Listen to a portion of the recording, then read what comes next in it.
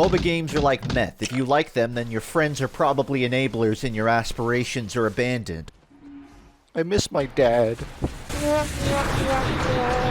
Only one of these makes you violent and chemically dependent, while the other is Schedule 2. Rewind back to StarCraft. This was a real-time strategy game where someone made a custom map called Aeon of Strife. This got ported over to Warcraft 3 and became Defense of the Ancients, which eventually became Dota All-Stars, inspiring a genre millions of players enjoy, and also Artifact. Today, Dota 2 and League are the leading esports in terms of prize pool and viewership respectively, but behind them you've got all these stragglers trying to fill different niches for people who don't like the conventions of a normal MOBA. I've always been drawn towards games designed around team coordination, and also ones that make me angry, so it was a matter of time before I ended up talking about this. 2v1, it's basic math, it's a win, it's 1v1, it's basic math, everyone, it's 2, it's 4, it's 4, it's 4. It's 4! Dota is an unfiltered pioneer. 3 symmetrical lanes are the only thing separating 2 teams from destroying each other's base. Its RTS elements are openly present. Some heroes can split off into dozens of subunits, while others move around the map in ways exclusive to them. There's convenience mechanics like couriers and teleport scrolls to compensate for how big the map is. Dota set the status quo for MOBA games so high that every subsequent attempt has gone, okay, this is too much, how do we simplify it? Evidently this worked, as despite having a smaller map and considerably less complex items, League is the most mainstream a MOBA has ever become. The focus of combat was shifted away from the macro game Dota was so pivotally designed around in favor of landing skill shots and dodging damage, which is otherwise known as the micro game element of a MOBA. It's by no means a stretch to call these some of the most technically challenging competitive team games on the market. To master them is to master video games itself. Here's an example. I'm Vlad. I stand under tower, hit W, stand still under tower. It's attacking the enemy. The enemy dies. I'm still under tower, not doing anything. It attacks someone else. They die. Truly, this is the peak of game sense. Each game has a completely unique approach to designing characters. For example, in League, Wukong is this close-range poker who combos up damage between attacks, distinctly different from the Wukong of Dota 2, who is a tree. Let's do this. They won't know what hit them. They won't know what hit them. That's what I'm saying. Impossible! Sometimes fights in Dota are this mind game of zoning your enemy into a bad position and then absolutely slaughtering them with punishment, but other times you'll be on the ropes, leading a conga line through the river where you gotta think fast, give him the old weeping angel. Poof! Where is he? Where did he go? Where am I gonna— You're right here, you idiot! We'll run back to the spawn room. It's a totally different vibe from League, where some fights are more like a duel of abilities where you trade blows until someone wins. Each game carries a distinct design tempo, but I still hear a lot of my friends say they don't like either for a number of reasons. The bird's eye camera is weird, stun mechanics are a chore to fight. I sure hope my teammate wins, but if they don't, I'll use my McFucking sniper rifle.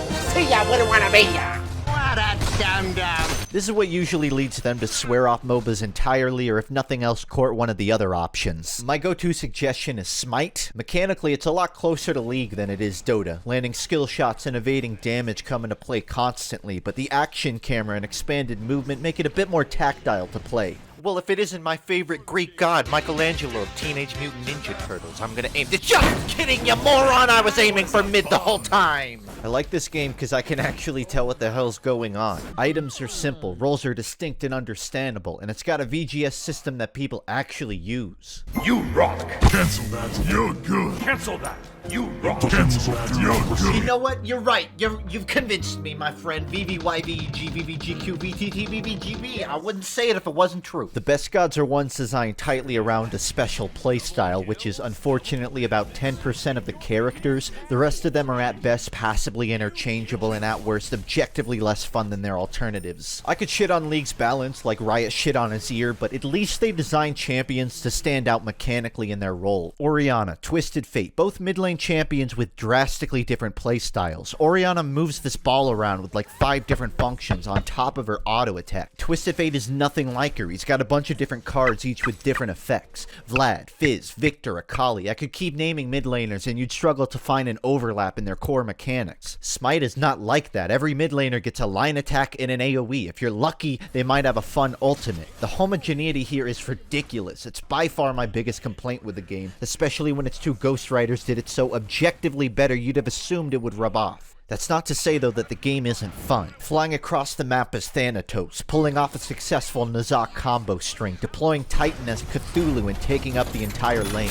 These are moments that leave a huge impression on the player and make them want to see what else they can do in the game. Things you can't really do in other MOBAs because they aren't designed with the same scale or speed in mind as this. I don't think I would have gotten into MOBAs in the first place if it wasn't for Smite creating such an accessible but more important fun version of the game mode that doesn't completely rip new players apart for not knowing the item meta. I like high-res games. They're a little derivative and janky, but they know what makes a game fun to play. Toast flying. If you want to understand MOBAs without all the barriers to entry, this is a pretty good place to start. You'll spend a lot of time in Google Translate decoding verbal abuse, but eso es la mitad de la diversión. The two best things this game could do at this point is 1, rework the older gods who are fun but not very interesting, and 2, bring back Smite Car, come on! Oh baby, here we go, the big one. It's the big one, Paragon, come on, let's do it. Oh shit, she's got a whip! She got the whip!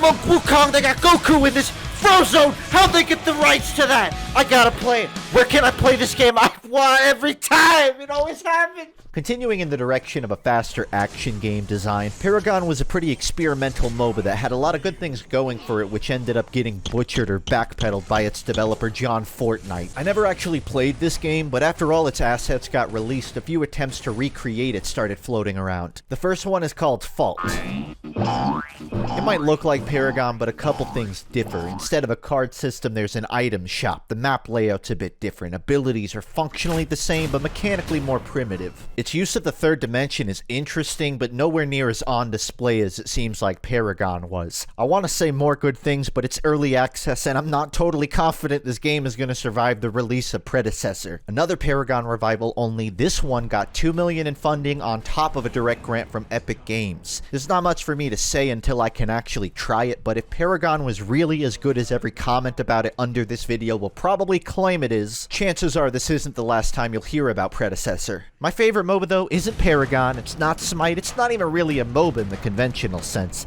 Gigantic, short for a gigantic flop. Yeah, this game was the shit. It was fast, vertical, simple but unconventional. There's these MOBA elements like ability upgrades and team fights, but the maps are more like an arena shooter. All the minion farming and item buildings cut out, which means the whole game was straight deathmatch. It was awesome, which made the eventual fall of it so much harder to digest. Motiga dropped the ball marketing and monetizing this game, and now you can't even play it at all outside of queuing in a refugee Discord. If you know anything about hawking, you know that means the game is dead and buried. If you're like me and missed this game, do yourself a favor, go look up Project Stamina. It's a spiritual successor to Gigantic that's pretty early in development. This kind of design is too fun to ever be mainstream popular, but I'll be damned if that stops me from supporting the cause. There's a couple other MOBAs worth discussing, Heroes of the Storm, Battle Right, Ants, but I don't really care about any of these. I actually always thought an FPS MOBA would be the ultimate addiction combo for me. Battleborn is the immediate first guess. There's a game mode called Incursion that's kind of a MOBA, but I never played it and the game's been pulled from the market, so I couldn't even if I tried. Some people call Paladins a MOBA, and it's definitely inspired, but nothing close to the tug-of-war style of Summoner's Rift.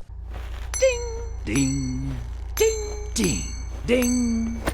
Hive. This is gonna sound fucking stupid, but I always thought Gambit Prime and Destiny 2 kind of felt like a MOBA-lite. It's basically an Easter egg hunt with Dark Souls invasion, and you can slow down enemies with blockers, jump through a portal to fight them directly. There used to be armor sets that classified the team into different roles, but these got removed after Bungie realized no one gave a shit about anything besides the Invader set. I wouldn't recommend Destiny 2, cause it's not a video game, it's a job, but Gambit's weirdly the closest thing I've got to an experimental FPS MOBA. It seems like an untapped idea, but then again, so was Battle Right. If you still hate MOBAs, I don't blame you, but I do think there's a lot of interesting takes on it so far, and a lot of potential to see something even cooler come out of the mix. I'd love to see some faster spins on the genre, so I don't feel stuck in a limbo between Impossibly Complex and Pokemon Unite. Thanks Enzo, Paisley, Sloth, and Violin, Lynn, Cinder, Moses, I'll leave you offline. Big Salsa, Grieverista, Soulbound, Saga, Owen, the Illumani, and Thomas, John, Sheets, you are flawless.